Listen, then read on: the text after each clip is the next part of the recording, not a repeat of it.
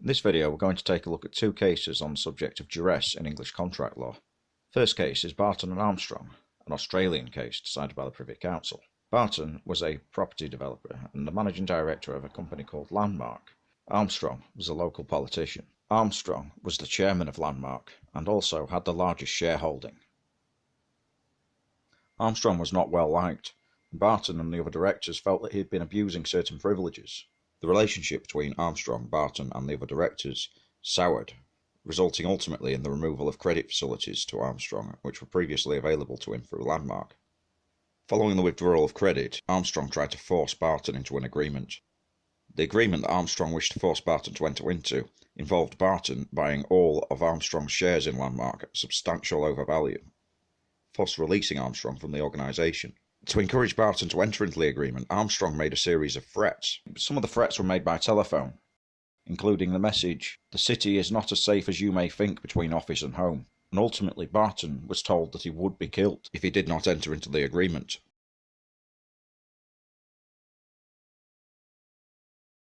Barton agreed to this in part because of the threats, but also because he simply wanted to get rid of Armstrong. Landmark subsequently became insolvent, and Barton, now being the majority shareholder, thus needing to shoulder the loss, tried to get this agreement set aside. He went to court and claimed duress. The court agreed with him. Lord Cross of Chelsea stated, reiterating a quote from a much earlier case, "Once make out that there has been anything like deception, and no contract resting in any degree on that foundation can stand." Lord Cross of Chelsea went on to say, "Their lordships think that the same rule should apply in cases of duress, and that if Armstrong's threats were a reason for Barton's executing the deed, he is entitled to relief even though he might well have entered into the contract if Armstrong had uttered no threats to induce him to do so." This position is similar to the position in misrepresentation.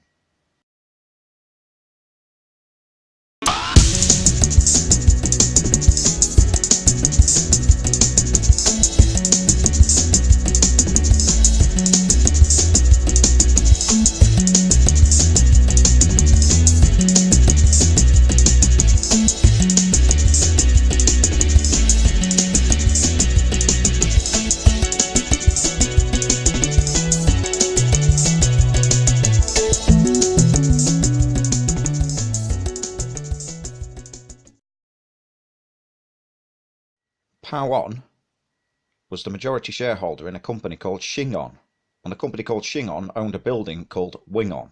The building, called Wingon, was located in a place called Senwa in Hong Kong.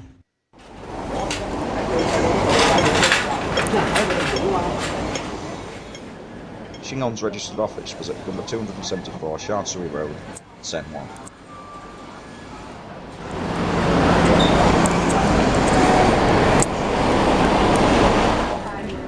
Today, it is a t-shirt shop.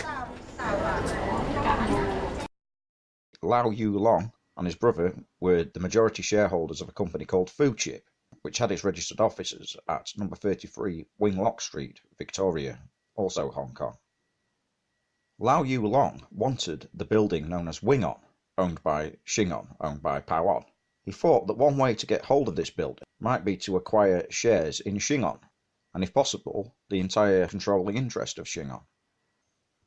Lau Yiu and Powon entered into what is known as a share swap deal.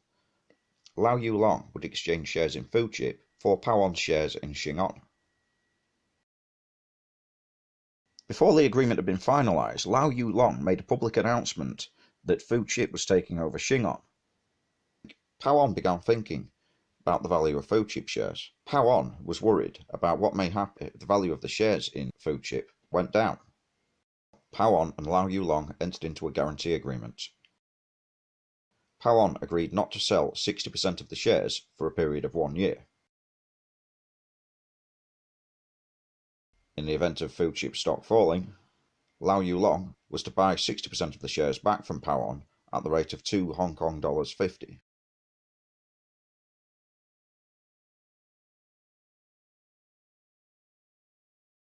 Powon began thinking about the shares again. It occurred to him that under the present arrangement, if the value of Food Chip stock was to rocket, he would see none of the benefits. Powon did not want to lose out under this agreement. He gave Lau Yiu an ultimatum: either cancel the previous agreement and enter into a new guarantee agreement, or no deal, as regards the share swap agreement. Under the new agreement, in the event of food chip stock value falling, Lau Yiu was to indemnify Powon. In other words, he was to pay Powon the difference between the rate of $2.50 per share and the depreciation value. Any returns on increase to food chip stock would, under this agreement, go to Powon. Lau Yiu felt between a rock and a hard place here. He had already made the public announcement that his company Food Chip was going to be taking controlling interest in Shingon. Therefore, if the agreement was to fall through at this stage, confidence in his company would go down, potentially resulting in substantial losses. Reluctantly, Lau Yiu entered into the indemnity agreement, and, unfortunately for him, the share prices of Food Chip did fall. Powon sought to enforce the indemnity agreement. At court, Lau Yiu argued that the indemnity agreement had been entered into as a result of Powon's threats regarding not entering into the main agreement, and that this in itself amounted to duress. The court disagreed. As Sir Geoffrey Briggs said in the Hong Kong Court of Appeal, a threat must be distinguished from driving a hard bargain. The question here is, was the refusal not to complete the main agreement more than part of a negotiation?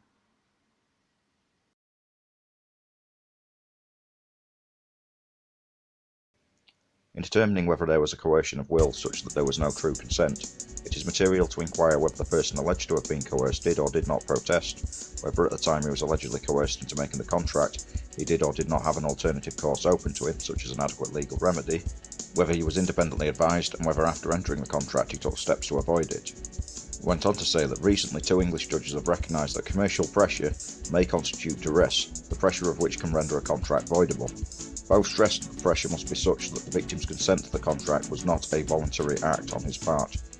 In their lordships' view, there is nothing contrary to principle in recognising economic duress as a factor which may render a contract voidable, provided always that the basis of such recognition is that it must amount to a coercion of will which vitiates the consent. It must be shown that the payment made or the contract entered into was not a voluntary act.